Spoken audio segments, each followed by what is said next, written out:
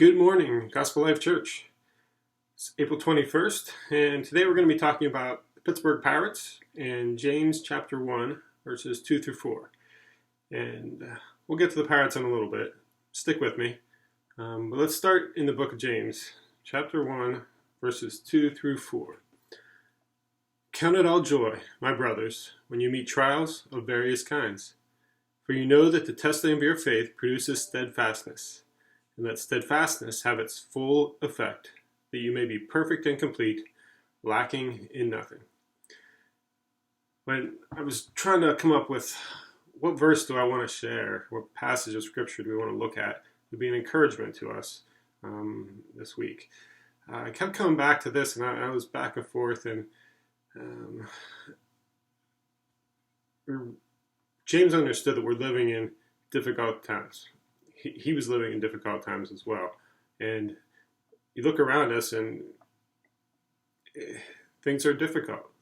Many in our nation would say this is some of the most difficult times we've faced in a lifetime, in a generation.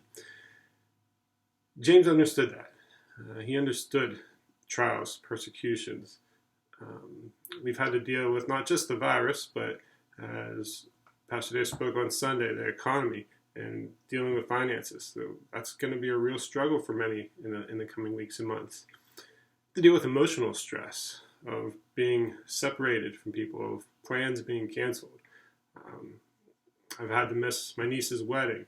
I've had to, our kids have missed opportunities in college and school. And that's just a small sliver of the emotional stress that has been placed upon so many. What do the Pirates have to do with this passage, though? So that's what I want to get at. Because we read this passage, and it's one of my favorite passages in Scripture. Because when we face trials, we're to have joy. And for many of you that know me, I like to say I'm pretty good at that. It's not because of myself. God has gifted me with the gift of faith, and I trust God to work things out in the end. And this passage is a great picture of why that's important. And James has that perspective. Now, last night I was doing some work at my parents' farm and listening to the Pirates game. Not the current Pirates game. I don't know how many of you listen to the Pirates and have stress when you listen to the Pirates, and you're worried when they normally play. They're not playing right now. But we don't have much hope in the Pirates winning games most times. Some of us are very optimistic that they're going to win, but most people are realistic or even pessimistic based on the recent track record that chances are they go into this game and they're not going to win. But they replayed last night Game 6 of the 1979 World Series against the Baltimore Orioles. And I had hope going into that game because I already knew the outcome. I knew that the Pirates came back from a 3-1 deficit in the series to win the World Series in Game 7. So they were down 3-2. I knew Game 6 they were going to win. I didn't know all the details. The only thing I knew was the score was going to be 4-0. But I never listened to that game. But I had hope and confidence that they were going to win. That's the hope and confidence we have in Christ. It's not, I hope they win. It's the knowledge that at the end of the day, the Pirates are going to win that game. There's no two ways about it because I know the truth.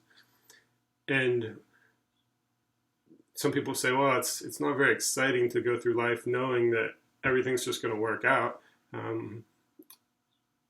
When I listened to that game last night, it was actually exciting, even though I knew who was going to win, because I didn't know the details. I went through that game, and I saw the different, I didn't know who was pitching, who was going to make a big hit at the right time, and it was exciting to go through that game and hear, play-by-play, everything that and how it worked out. Life is the same way. We can go through life, and we can find enjoyment and excitement in the details that we don't know how they're going to work out. We don't know how each step, each minute is going to affect the next and how things will come together. But we know, in the end, that God is in control, and all things work together for good to those that love him. And James knew that. If you look in verse 12, James chapter 1, he said, "Blessed is the man who remains steadfast under trial, for when he has stood the test, he will receive the crown of life." What an amazing promise. Stand steadfast in the faith. Understand that in the end, those that love him will win. And whatever trial comes, we can have joy. We don't have to worry. We can have excitement. We can have a little bit of that anxiety. That's okay. But in the end, we know that God will work out for his glory our plan and his perfect plan. So have a great day.